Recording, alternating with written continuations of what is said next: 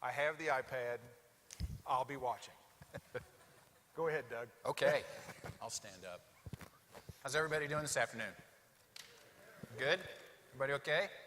So I don't know, I haven't done one of these in a long time in an AIAA forum. I don't know if there's a protocol. Am I allowed to move left and right here? Does that mess up the camera thing? Can I do whatever I want? Does the person get paid overtime or double time if I move left and right and it keeps me in frame? Okay, all right, we'll see what we can do here. It's my pleasure to be here with you today. As was introduced just a minute ago, I'm from the Aerospace Systems Director of the Air Force Research Laboratory. I do have a couple of qualifiers I need to put out there before we get going too far. I've been, for those of you who know me, that you know that I used to be in the Air Force Research Laboratory about 6 years ago, give or take a few months. I left the Air Force Research Laboratory to go do other things. Most recently, I was over at the FAA, and then I just came back. Actually, I'm not in the office today, so I've been in the office a total of 17 days back in the Air Force Research Laboratory. So what does that mean for you today? That means that some of the things I'm going to talk about are coming out of 6-year-old brain cells. Some of it, John Naris here, who's the Chief Engineer in the Powers and Controls Division, has supplied me with more current information, and some of it I'm just going to flat out make up as I go along here today. And your task is you got to figure out what the ratio of those three buckets are, okay? All right, so without further ado, let's go ahead and get started here. We got to have sort of an introductory motivational video. So if we, do I do the slide advance thing? It's okay.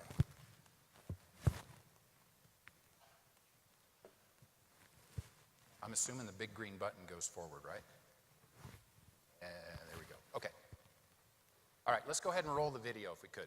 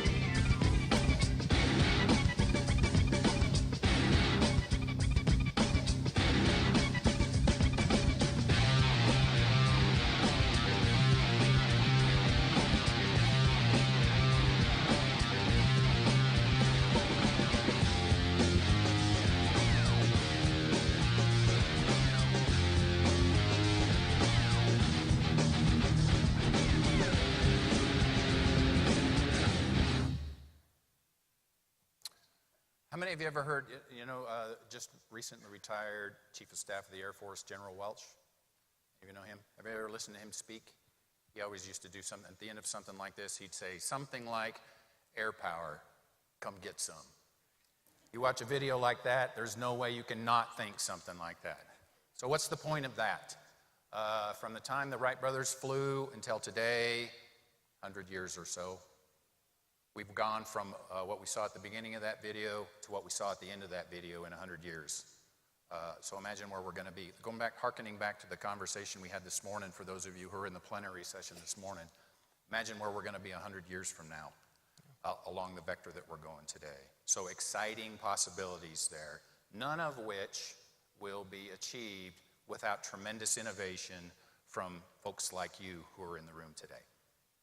So my job here for the next 20 minutes or so is to talk to you from an Air Force perspective and from a DoD perspective of what's happening out there and where we need to go together as a community. So by way of introduction, the first slide here shows you some of the platforms that we have out there in the DoD community today. Everything from small unmanned systems to large manned systems, everything in between. Fixed wing vehicles, rotorcraft, etc. The conversation today applies to all of these platforms. You heard the talk this morning. I'll go back to what we talked about this morning a little bit. By the way, how many of you were in the plenary session this morning? Great talk, right? Remember the part about requirements organizations versus, what do you call the other one? Big thought, big thinking, big idea kind of organizations. How many of you would characterize the DoD as a requirements organization? Go ahead, throw it up there. Yeah. Primarily, the DoD is a requirements organization. I'm not saying that's right or wrong. I can give you some pretty good reasons why that's the case. And I can also give you some pretty good examples of where every once in a while a big idea comes in. And maybe we'll see a couple of those today. But from a strategic so in fact, we were just talking about this before I got up here. What is our job in the government? One of our jobs in the government is to look out there in the world, project into the future, to at least look into the crystal ball or look into the magic 8-ball, however we decide we're going to do that, and attempt to ascertain what's going to be out there in 10, 20, 30 years, and then put programs together to address those needs, current and future.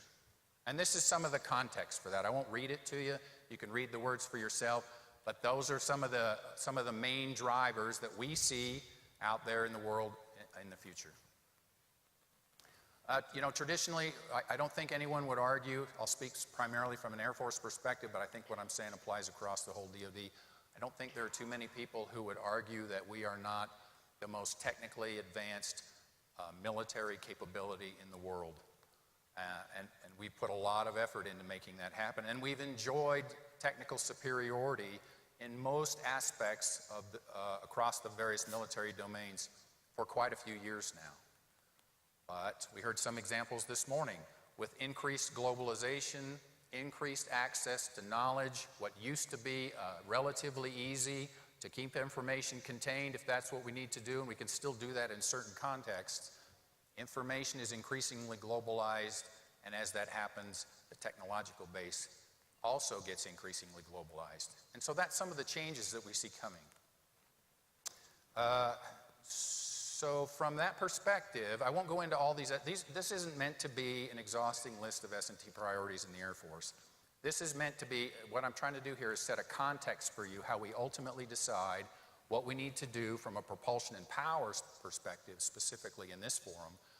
But across the full board, we look at what's happening and we develop a set of science and technology priorities within the Air Force. I don't have a slide for it, but we don't do that in a happenstance fashion. We have dialogue. Remember, one of the things we talked about this morning was dialogue with the customer versus not dialogue with the customer. Well, I can tell you we have a lot of dialogues with the customer, and in our case, the customer is the using command that's out there. So Air Combat Command might be one example of that. And we have those conversations at a very high level, multiple stars on the shoulders, to understand what the using commands feel that they need. And from that, we develop gaps in capabilities that we have today, and from that, drive out science and technology priorities, excuse me. So we aren't the only one who does that, the Air Force. All the services do that. And the services bring those together, and they share those thoughts and those ideas and those priorities in what are called communities of interest, of which there are 17, I believe. One of those 17 communities of interest is one called Air Platforms, and I'll talk to that a little bit more specifically. But the purpose of Air Platforms and the other communities of interest is to make sure that if there's work going on in the Air Force versus the Army versus the Navy versus other entities that are out there, that we share those ideas and we leverage off each other to the maximum extent possible, because not to sound trite or cliche, but we are, it's not our money, it's the taxpayers' money, and it's our job to deliver the best value that we can. So specifically with respect to the Air Platforms community of interest, this has evolved over time. Again, my exposure to Air Platforms was 6 years or so ago. At that time, I believe they had 6 sub-areas. They've since consolidated those down to 4. The 2 I'll talk to the most about here today Although if there are questions, I'd be happy to talk to the high-speed hypersonics one, because clearly there's a lot of propulsion and power work going on there right now. But I'm going to speak primarily to the fixed-wing vehicle piece of it and the aircraft propulsion, power, and thermal piece of it. So that was from a fixed-wing vehicle perspective, but the fixed-wing vehicle, I talked to you about what's going on out there in the user command world. There are various lenses through which we talk to that and through which we communicate to the outside world. One of them is from a capability perspective. We tend to talk, at least in today's world, we tend to talk less about platforms, F-22 for example, and more about capability, air superiority, for example. And so this is a mechanism for us to have that kind of a dialogue. So I'll call everything I just said right there, I'll call that requirements pull is probably not completely encapsulating of everything I said, but that's not a bad way to say it. But clearly there's a balance there. Again, I keep going back to this morning. We saw a great example of pulling out your iPhone and saying, if you'd have talked to the users of the BlackBerry and said, give me what you want next, they probably wouldn't have described an iPhone, right, with a touch screen and all those good kind of things on there. Same thing happens with the user commands that are out there. If you talk to them about what do you need 20 or 30 years from now, they may not be able to fully articulate what that thing is that they need. So there's tech push-like activities that go on as well. And these are the 5 what they call game changers that have been identified by the Chief of Staff of the Air Force. And of those 5 game changers, aerospace systems plays heavily in 4 of them. By the way, it's time for a quiz. So I saw this slide here. Again, John put this together for me. I appreciate that very much. See that autonomy one? Autonomy's not on my, right? How many of you seen the movie I, Robot? Does that not look like Sonny? Right, his hand right there? Do you even get that reference? Yeah, good. Those of you who get it, I'm proud of you. I wondered what Sonny did after I, Robot, but it looks like he had started up a autonomy consulting company or something. Okay, so game changers, tech push, user pull that together. That filters down into in the Air Force Research Laboratory. For those of you who aren't familiar with the research laboratory, we're currently organized into, we're in 9 technical directorates, although that construct is changing slightly. Of those 9 aerospace systems, that's what I represent here. The Air Force Research Laboratory is about a $2 billion a year enterprise of appropriated funds from Congress.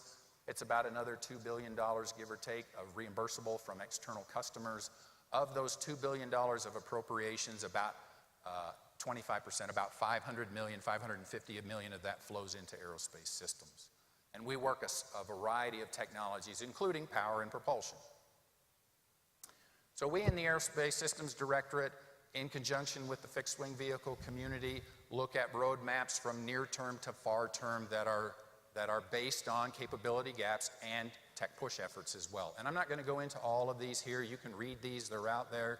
This speaks to how we're looking at evolving configurations in a much more integrated fashion. In fact, if you walk over here into the exhibitor hall, I guess it's over here, you can see a lot of those kind of configurations are sitting up there on charts right now. I think one of the themes I want to leave you with today, though, is the ever-increasing blending and tie between the configuration, the propulsion system, and I'm speaking specifically with respect to gas turbine engines here, and the power and thermal management systems. That's one of the big things that we see moving forward, that there's an ever-increasing need to take at the system. We heard about system engineering again this morning. At the system engineering, from a systems engineering perspective, at the outset of the design, we need to make sure that we're paying very careful consideration to the source of the power, where that power is coming from, how I'm going to transfer that power through the platform, how I'm going to dissipate heat loads that come off that, and how I'm going to do that in an aerodynamically efficient fashion. And I think that's probably what I would leave you from both the platform perspective and the propulsive system as well. Okay, so this speaks a little bit more to that. And on the bottom there, you can see 3 shields, if you will, energy optimized aircraft, the VATE program, and what's a new one coming on called ATOM. How many of you are familiar with VATE? So VATE's been around for quite a few years. In fact, I'm sure I met Dr. Jimmy Kenyon coming in this morning.